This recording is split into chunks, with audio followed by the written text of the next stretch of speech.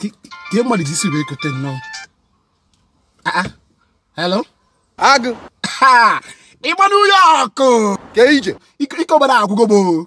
Oge ọbụla mmadụ kpọrọ gị nnọọ. Ị na-ata m nnọọ ka bled gbara ụka. Nwana m ịtakwala m ụta kwesịrị m ịta m n'obodo ahụ nwere ihe na-aga nothing ebe niile kwụrụ stansị anya da agịla ya da aga azụ. Ị ga-akaba na arụ ka ị nwetanụ PVC gị ka ibe gị si enweta kwa nnọọ ebe na-ewu na Naija kịta.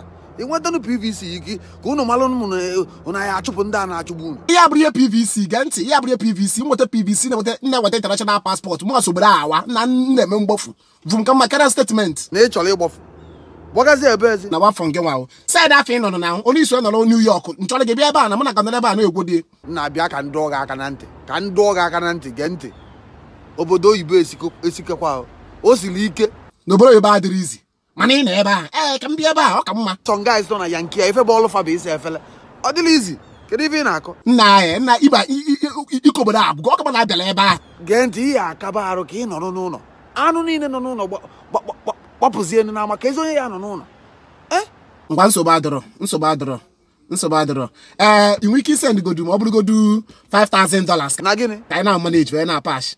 Hello Ana m anụ ihe na-ekwu isi gịnị netwọk isi hello ana m anụ ife ị na-ekwu nna netwọk ajọkakwa netwọk 5,000